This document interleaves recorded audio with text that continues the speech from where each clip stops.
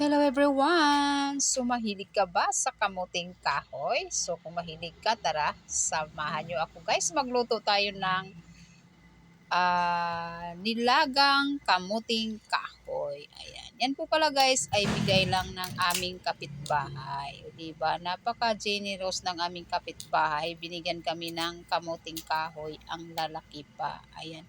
Malaki yan siya guys pero bata pa yan. Pwedeng-pwede pa nating kainin yan. So, ayan po. Balatan lang po natin yung ating kamuting kahoy lahat. Ayan. So, tinutulungan na ako niya ni si RB sa pagbabalat para mas mapabilis yung ating pagbabalat ng kamuting kahoy. O di ba madali lang din po siyang balatan. Kapag bata pa yung kamuting kahoy, madali lang siyang balatan.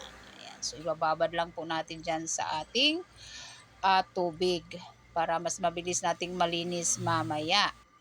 Ayan, o di ba? Magic 'yan. Ayan, tapos na yung ating pagbabalat dahil tinulungan ako ng aking partner sa pagbabalat. Ayan, hugasan lang po natin ng maigi 'yan. So, yan po pala ay hinugasan ko ng 3 beses. Ayan, para malinis na malinis talaga yung ating kamuting kahoy. Ayan. Masarap yan siya guys sa mga mahilig kumakain yan. Ako, talagang hahanap-hanapin natin ang lasa. Ayan, dyan ako nabubuhay nung ako'y bata pa. Ayan din po yung negosyo ng aking nanay sa Leyte. Ayan. So, di ba kita nyo guys, ang lalaki ng kamuting kahoy na bigay ng ating kapitbahay. Ayan. So, hindi pwede na. Ganyan lang yan. So, kailangan po nating hatiin yung malalaki para hindi tayo mahihirapan sa pagluto. So, yan po ay hinahati ko lang. So, dahan-dahan ko lang po siyang hinati. Hindi na ako gumagamit ng chopping board kasi malambot naman po yung kamuting kahoy. O, diba? Madali lang siyang hatiin. So, hinahati ko lang po yung mga malalaki para hindi tayo mahihirapan sa pagluto. O, diba? Kanda dulas-dulas na. Hindi. Madali lang yan guys hatiin. Ayan. So, ganun lang paghati ng kamuting kahoy. Ayan. So, kung maliliit naman po yung inyong kamuting kahoy, hindi na po kailangan panghatiin. So, yung hinahati lang natin dyan is yung malalaki para mabilis sabay siyang maluto dun sa may maliliit. Ayan. So, okay na yan siya, guys. So, lagyan lang po natin yan ng sabaw. Ayan. Katamtamang dami lang po ng tubig yung aking nilalagay dyan. Yung tamang-tama lang po maluto yung ating kamuting kahoy. So, takpan natin at ating isalang. So, habang nagluluto tayo ng ating kamuting kahoy, mag-prepare din po tayo ng gata. At dahil wala kaming mabilhan na niyog dito sa amin, so, to the rescue si Mama Gata. Ayan. So, takbo tayo sa gata na pumasok sa plastic. Ayan. So, bubuhos lang po natin dyan sa ating bowl. Ayan. So, mabuti na lang. Andyan si Mama Gata to the rescue sa ating menu for today. Ayan. So, maglagay lang po tayo dyan ng 1.5 kutsarang asin. Ayan. At kalahating kilo na brown sugar.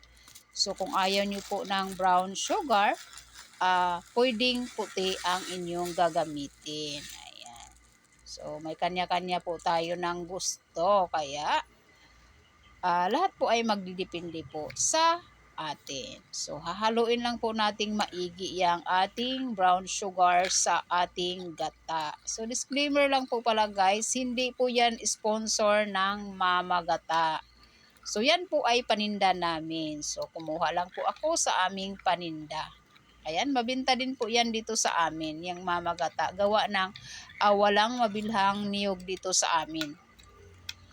Ayan, so kapag kaganyan, halong-halo na, i-set aside lang po muna natin yung ating gata. Ayan, so may asukal na. O diba, pulang-pula yan. At silipin natin yung ating nilaga na kamuting kahoy. Titisting lang natin kung luto na ba. So, kuha lang ako ng tinidor at tutusukin natin kung luto na ba. Ayan, luto na siya. At dahil luto na yung ating kamuting kahoy, anyway, matigas pa talaga siya guys. Kulang pa talaga siya ng luto.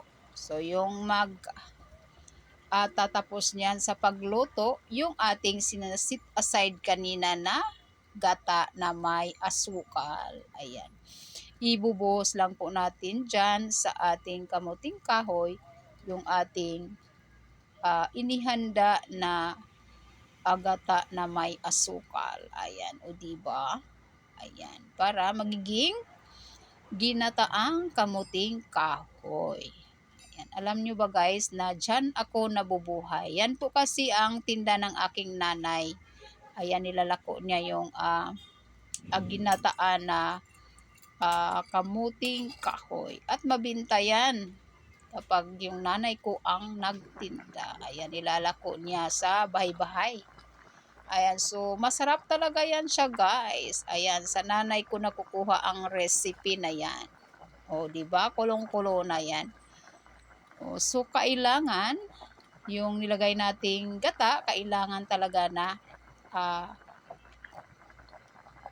ubusin natin o sagarin natin dyan sa ating kamuting kahoy na hanggang mag-sticky na yung sabaw katulad niyan, o diba? Para siksik na siksik sa ilalim ng ating kamuting kahoy, ilalim at taas. Ayan. Yan po pala guys ay luto na. So dahil marami, kukuha lang po kami dyan ng tamang-tama lang maubos namin. Hindi po yan siya guys daling mapanis. So pwedeng init-initin lang. So maraming salamat guys sa walang sawang support at pagmamahal. Bye bye everyone. Kainan na po kami. Bye bye.